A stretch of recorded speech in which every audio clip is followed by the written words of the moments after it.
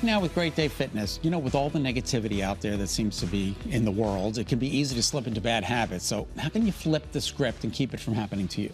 The one and only Joe Carabase is here to explain how you can elevate your consciousness, because we know there's so much negativity right now, which I know we talk a lot about weight loss, but it's so much is what's going on between our ears.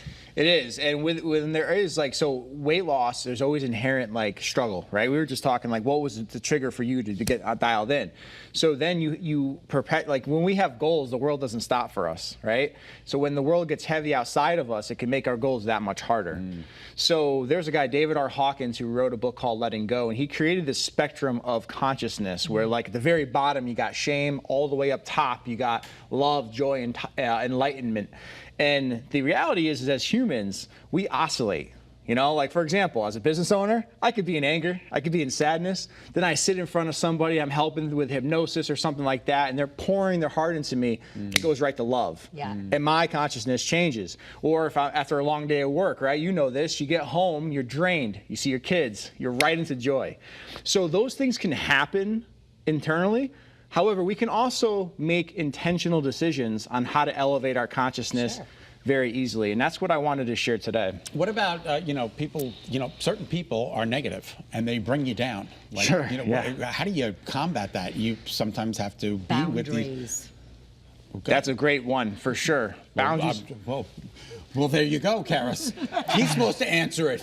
No, go ahead. Sorry. No, good. Boundaries are a really good thing to do for sure. Setting hey, this is okay, this is not. But here's the thing: is that we can't control other people. And what can happen is when you are in that anger, sadness, anxiety, fear, lower consciousness most of the time, it's easy to use guilt and judgment and blame and kind of put your happiness because of that person is so negative or whatever it is. And that's just going to keep you where you're at. So really the most important thing you can do, whether it's something like that or you're struggling with your weight or anything like that, is just to know that if you get to courage. So courage is above the neutral line of consciousness. If you can just have the courage to maybe express to that person, hey, I need boundaries, or to maybe distance yourself, or in the weight loss realm, to go to the gym for the first time, to sign up for a program. But if you can just go to courage, that will bring you into a higher level of consciousness. Even if they're family members. Well, even if they're family members, but at the end of the day, you're never going to change them. So what are you going to do? Just complain about it? Right. Or are you going to make a decision, And look, we're all you got to remember, we're imperfect humans. I'm not on some soapbox being hey, I'm in joy all the time. No, we're all in this, right?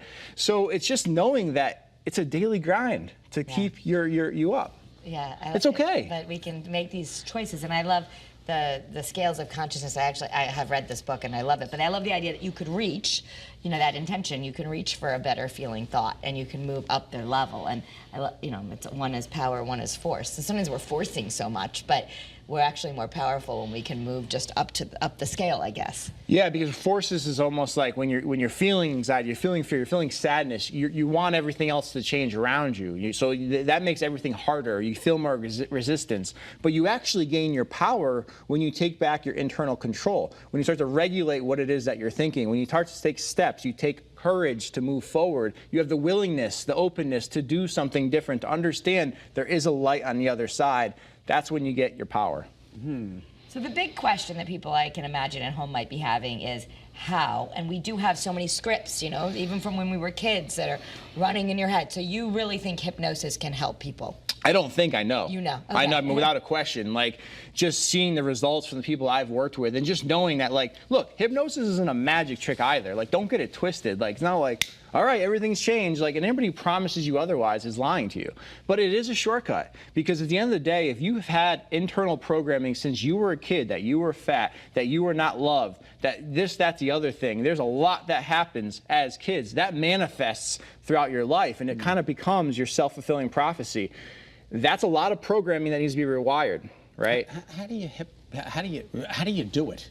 Oh, man, I would love to hypnotize you on TV. God. Not today, but we'll do it another day. I'm not going to, we've discussed this before. I don't want to balk like a chicken. You're not going to. This is what you have to understand with the hypnosis, is that there's different types. And those people who do that at a comedy show, the people who get on stage and bark like a chicken, they are opening themselves and allowing themselves to do that. That's only the reason why they're able to do that. In hypnosis, you're in a deep state of relaxation, all right? But you are still consciously in control. You're not going to do or say anything you don't want to do or say. So there's nothing to fear in that regard. For our hypnosis, I have zero interest in that. It's a waste of time from my perspective. I'd rather go to a comedy show. But for this, what you need to do is just be open. And if you're open, if we can alleviate whatever fears you may have about it, then your mind will be changed. I have a group hypnosis coming up. To a T, everybody who has attended a group hypnosis, they walk out feeling completely refreshed. Most people will tell you they've had pain before going in. That subsides. I'm not saying we're going to fix chronic illness, but I will say without a question, if you're holding tension, that's going to create physical pain. That alleviates from a hypnosis session. But the programming, the rewiring is just about healthy habits, feeling better about yourself, and emotional clearing. In 30 seconds, we only have 30 seconds. That's it? Red light therapy. Plenty of time. Red light therapy. Good, good, good. Good, it's great. It's a spectrum, right? What we do is spot reducing, three things: spot reducing fat cells, reducing pain and inflammation, as well as pulling the elastin collagen out of the skin to smooth it, help with cellulite and stuff like that. Okay, thank you, Joe. You got it, brother. Let's go. And again, the event is September 30th from 6 to 7. That's right. Did I read that right? Got to Okay. register ahead of time, though. Got to register ahead Sells of out. time. There's all the information, 6 to 7. Go to Define Wellness Only Center. $79 for first time. Oh, that's great. Yeah. Okay, thank you, Joe.